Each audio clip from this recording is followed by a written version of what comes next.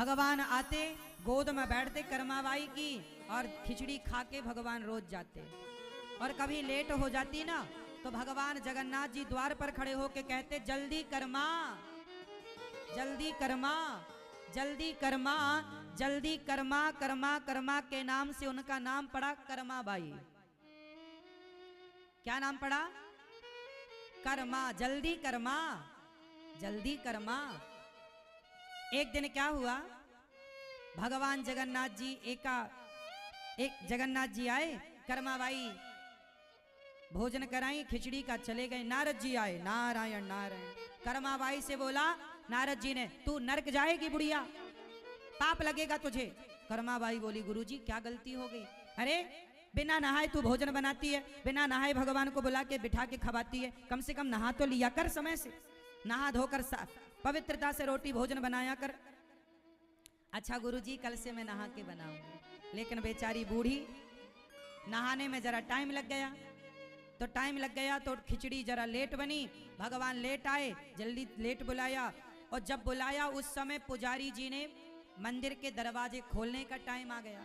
पंडित जी पुजारी ने ताली बजाई, जगन्नाथ जी गोद में बैठ के खिचड़ी खा रहे थे, ताली बजी, जगन्नाथ जी भागे, मंदिर में जाके बैठे। पुजारी जी ने देखा कि भगवान जगन्नाथ जी के मुंह में चावल का दाना लगा था यहाँ, क्योंकि रोज मैया खवाती, पानी पिवाती और मुंह पहुंचती।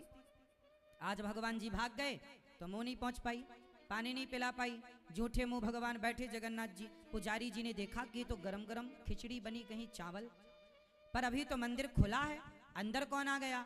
अब तो पुजारी जी ने कहा कि कोई मंदिर में घुसता है, भगवान जी के मुंह में चावल लगा है, कोई चोरी। A display is made of multiple layers. Samsung engineered a brand new shear thickening fluid, which adapts to different types of pressure, and coated it. तुमने जगन्नाथ जी को चावल का भोग लगाया? हाँ गुरुजी लगाया। तो तुम मंदिर में घुसी कैसे? कहां से? दरवाजा तो बंद था। कर्माबाई बोली, मैं नहीं घुसती, वो खुद आते हैं कुटिया पे।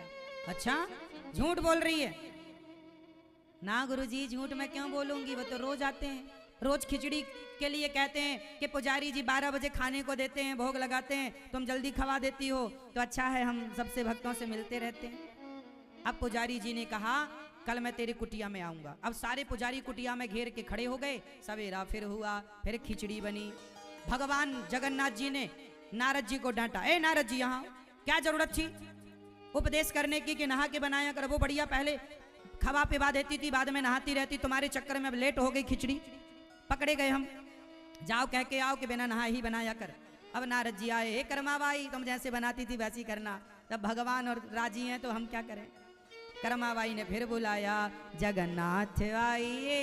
देखो हमारा शरीर कितना साफ है इससे फर्क नहीं पड़ता, हमारा शरीर कितना गंदा है इससे फर्क नहीं पड़ता। शरीर भी शुद्ध हो, हम ये नहीं कहते कि तुम बिना नहाए सब करो, लेकिन हम भाव की बात करते हैं। शबरी जैसा प्रेम हो और कर्मा जैसा भाव हो ना, तो फिर शरीर की शुद्धि मायने नहीं रखती, फिर मन की और विचारों की शुद्धि मायने रखती है। कर्मा जैसा भाव हो तो बिना नहाए भी भगवान खिचड़ी का भोग लगाते हैं। कर्मा बुलाई, जगन्नाथ आइए मेरे नाथ आइए, मेरी खिचड़ी का भोग लगा जाइए।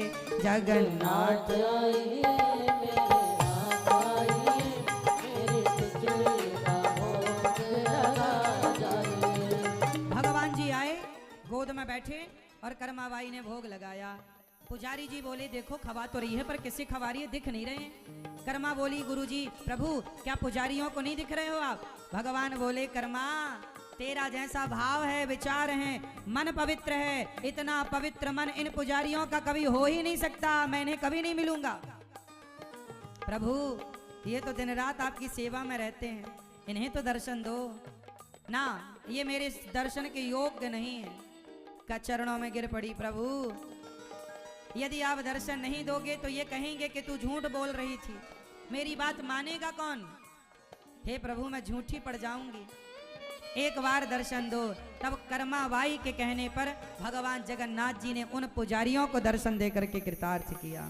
और जब कर्माबाई की मृत्यु हुई तो जगन्नाथ जी रोए, आंखों में आंसू, लोगों ने पूछा, हे जगन्नाथ जी क्यों रो रहे हो?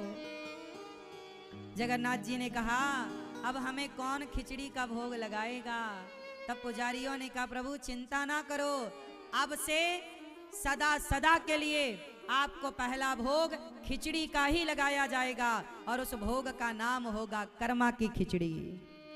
आज जगन्नाथ जी को जो पहला भोग लगता है वो खिचड़ी का भोग लगता है और वो भोग का नाम होता है कर्मा बाई की खिचड़ी, कर्मा की खिचड़ी। आज भी भगवान को पहला भोग जगन्नाथ जी को खिचड़ी का लगता है। इसलिए तो कहा, भक्ति हो तो कर्मा जैसी, सांवरियो घर आवे गो, भक्ति भाव से पूर्ण होकर हरख हरख गुण गावे गो। साचो प्रेम प्रभु से हो तो मूरत बोले काठ की, जीमो हमारा श्याम धड़ी, जिमावे बेटी जाट की। भगवान किसके भूखे हैं? प्रेम के। किसके भूखे हैं? प्रेम के। प्रेम है तो मायने नहीं रखता कि आप नहाए हो या नहीं नहाए। इसका मतलब ये नहीं है कि आप लोग बिना नहाए सब करने लग जाओ ना। पहले तुम उस प्रेम तक तो पहुंचो जहां कर्मा पहुंच चुकी है, उस स्थिति तक तो पहुंचो। तो प्रेम की वो स्थिति जो कर्मा की थी, प्रेम की वो स्थिति जो सुदामा की थी, प्रेम की वो स्थिति जो हनुमान जी की है, प्रेम की वो स्थिति जो गोपियों की है, उस स्थिति तक पहुंचना कितना कठिन है। आप लोग प्रेम करते हो ना मेरी माँ? किससे करते हो? अच्छा बताओ, आप में से कितने लोग भगवान से प्रेम करते हैं? कितना कितना प्रेम करते हो भगवान से? इतना कि इतना? बहुत सारा प्रेम करते हो ना भगवान से? करते हो भगवान से प्रेम? क्या प्रमाण है?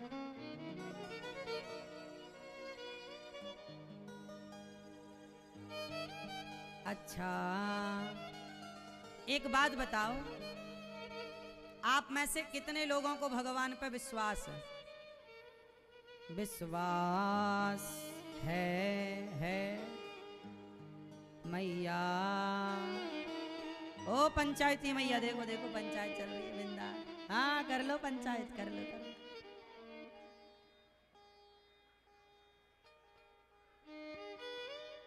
सुनो, आपको भगवान पे विश्वास है तो बताओ। एक दिन मैया मैया, ओ पंचायती मैया, दो चश्मा वाली मैया पंचायत कर रही हैं बैठी। मैया सुनो मेरी माँ। अच्छा ये बताओ, एक दिन एक आदमी बोला कि मैंने सुई के छेद से हाथी और घोड़े निकलते देखे। आप बताओ, क्या सुई के छेद से कभी हाथी और घोड़ा निकल सकता है? जोर से जोर से जोर से जोर से हाथ उठा के बताओ। नहीं। आपने बताया कि सुई के छेद से कभी हाथी घोड़ा नहीं निकल सकता, और अभी आपने क्या बोला? हमें भगवान पे पूरा भरोसा, पूरा। हाँ, नाटकबाज मैया, झूठ बोल रही हो। भरोसा है, यही भरोसा है। अरे सुई के छेद से हाथी क्या, कन्हैया ने इतना सा मुंह खोला तो क्या नजर आया? हनुमान जी समुद्र को छलांग लगा के पार कर गए। प्रभु मुद्रिका मेली मुख माही और जलधि लांघ ही गए। अचरज, अचरज मतलब आश्चर्य नहीं है, क्योंकि हनुमान जी पर कृपा किसकी है? राम की कृपा जिस पर होए वो समुद्र को छलांग लगा के पार कर जाए। एक हनुमान जी समुद्र को छलांग लगाकर पार कर सकते हैं। किसके बल पर? अंगद पांव जमाते लंका में पांव हिलाओगे तो सीता मां को हार जाएंगे राम। क्या लंका में इतने बड़े बड़े योद्धा थे? अंगद एक बंदर है और बंदर का पांव बड़ा पतला होता है, लेकिन अंगद का पांव जमाया तो पांव कोई लंका में हिलाने वाला, मेघनाथ ने प्रयास किया, क्या हिला? बताओ, ये अंगद की ताकत थी कि राम की? हाँ, आप कह रहे हो सुई के छेद से हाथी घोड़ा नहीं निकल सकते। मेरी माँ, यदि भगवान सुई के छेद से संसार को नहीं ब्रह्मांड को निकालना चाहे तो यही विश्वास है कि मेरे भगवान सब कर सकते हैं। सुई के छेद से हाथी घोड़ा क्यों? पूरी सृष्टि लिखा है, ब्रह्मांड निकाया निर्मित माया, राम राम प्रतिवेद कहें। भगवान के अच्छा, आप लोग धूल में जब रहते हो ना तो ध्यान से देखा होगा, आपके रोमों में ना धूल के कण जम जाते हैं, एक एक रोम पे ना जाने कितने कण जमे रहते हैं धूल के। ऐसे ही भगवान के रोमे पर ऐसी ना जाने कितनी पृथ्वियां, कितना ब्रह्मांड एक एक रोम पर लटक रहा है। जैसे तुम्हारे रोमे पर ना ये धूल के कण लटकते रहते हैं। भगवान चाहे तो क्या नहीं हो सकता, इसलिए कभी अविश्वास ना हो, विश्वास है तो भगवान सब कर सकते हैं। इसलिए अंतिम समय तक, अंतिम तक भगवान पर विश्वास बनाए रखिएगा, विश्वास भगवान पर बनाए रखिएगा। क्या बनाओगे मेरी माँ? हाँ, आप तो कह रहे हो विश्वास है, लेकिन आप कह रहे हो कि नहीं, सुई के छेद से हाथी घोड़ा तो नहीं निकल सकता। ये तो हमें भी पता है कि आज की सुई से आज का हाथी नहीं निकलेगा, लेकिन भगवान यदि चाहें तो हाथी क्या पूरा सिकंदराबाद निकल जाए?